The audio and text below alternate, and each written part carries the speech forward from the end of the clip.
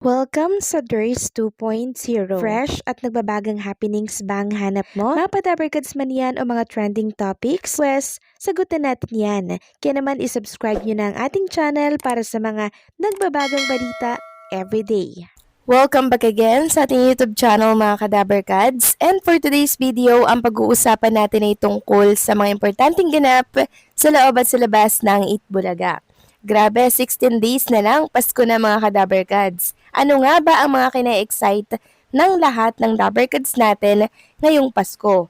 Sa foods ba? Sa gala ba? Or sa bonding ng family? Ako para sa akin, mas excited akong makitang masaya ang mga taong mahal ko sa buhay habang sama-sama ang lahat.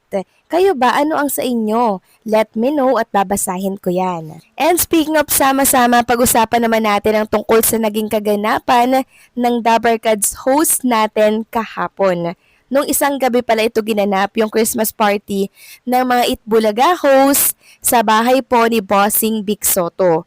Sobrang saya nila at lahat nag-enjoy lalo na nang magsuot nga po si Jose Manalo ng maiksing short na hiniram sa asawa niyang si Mergine. So pagpasok niya nga po ng pinto na kung saan nag-aabang ang Dabarkads natin, tawanan silang lahat. Lalo na po si Maine Mendoza. Sobrang saya nila, tila walang mapagsidlan po ng kanilang kaligayahan. Tunay nga po na napakakwela ni Jose Manalo. So ang mga umaten po sa party, syempre ang pamilya po ni Bossing Vic Soto. Andyan din po syempre si Pauline at Tasha Mulak. Nakarating din po siya. Si Wally Viola, Jose Manalo, Ryan, Judy Ann Santos, Miles, Maine Mendoza, Derek Pochi, Jenny F. at marami pa pong iba. Syempre, hindi natin makakalimutan Paulo Ballesteros and Raisa May Dizon. At ang hindi lang natin nakita dito sa celebration na to, syempre, ang mga SQ natin, yung mga clones, si Boss Joey De Leon, and syempre si Tito Soto, hindi yata nakarating. Pero wag kayong mag-alala mga kadabarkads dahil meron pong another Christmas celebration ang mga dabarkads natin at doon po lahat kompleto na. And syempre yan ay to be follow. Siguro sa mga darating po na araw, ito mangyayari. At after nga po ng party, celebration na yan mga kadabarkads, nagbigay po ng maiksing mensahe si Mergine Maranan. Sabi niya nga, Merry Christmas Dabarkads, sobrang saya kagabi, thank you sa lahat.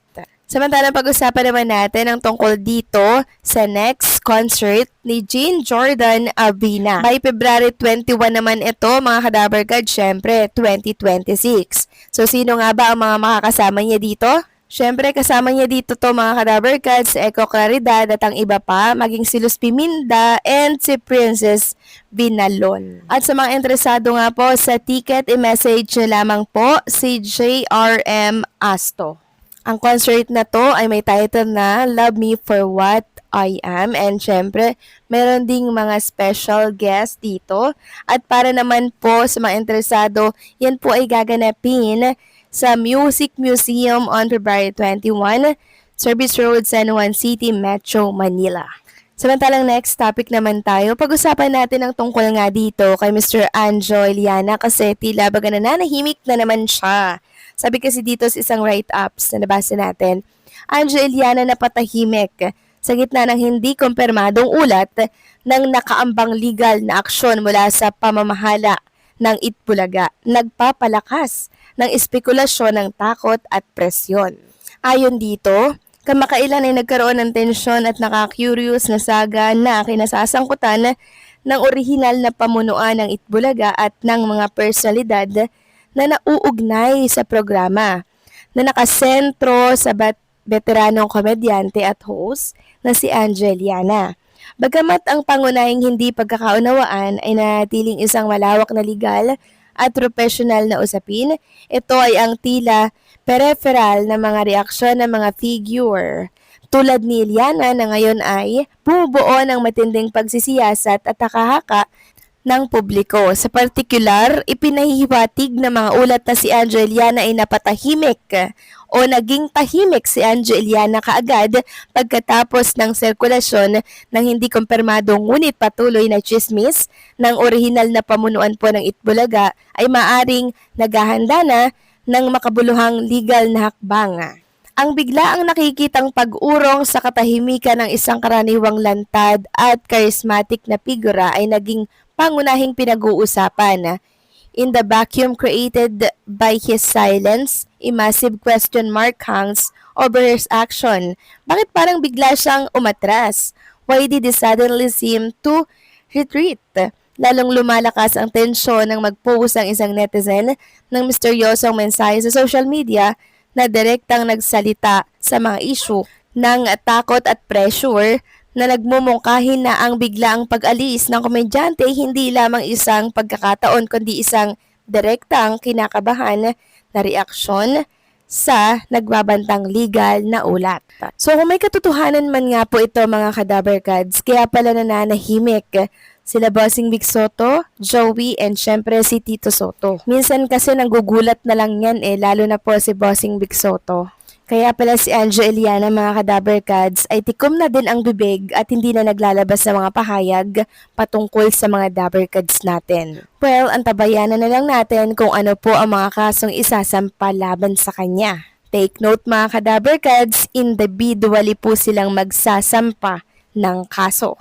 Samantalang next topic naman tayo, pag-usapan natin mga Kadaberkads ang tungkol nga dito sa nabasa ko pong write-ups. Tungkol ito sa di umano ay plano daw ni Mr. MVP sa TBJ.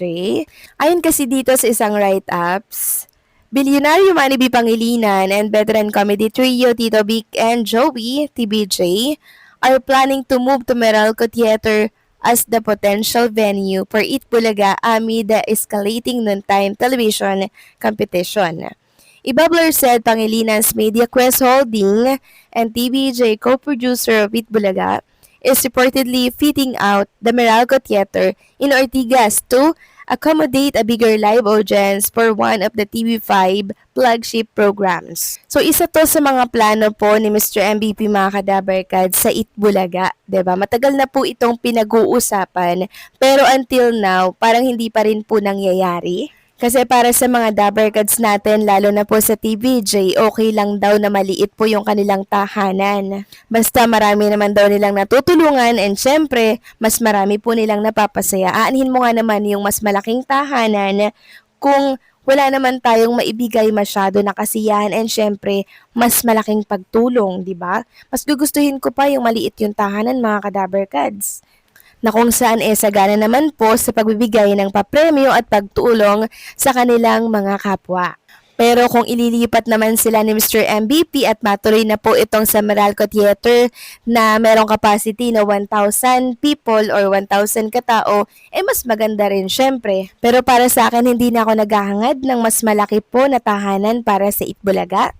As long as maraming sponsors at marami pong naibibigay nilang papremyo, okay na din yun mga Kadaberkads. Kayo ba, ano po sa tingin ninyo? Gusto nyo ba na mas malaki po yung venue or studio ng Itbulaga?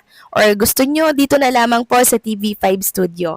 Please comment down below. So paano mga Kadaberkads? Hanggang dito na lamang po ang update natin. Maraming salamat po sa patuloy na pagsuporta.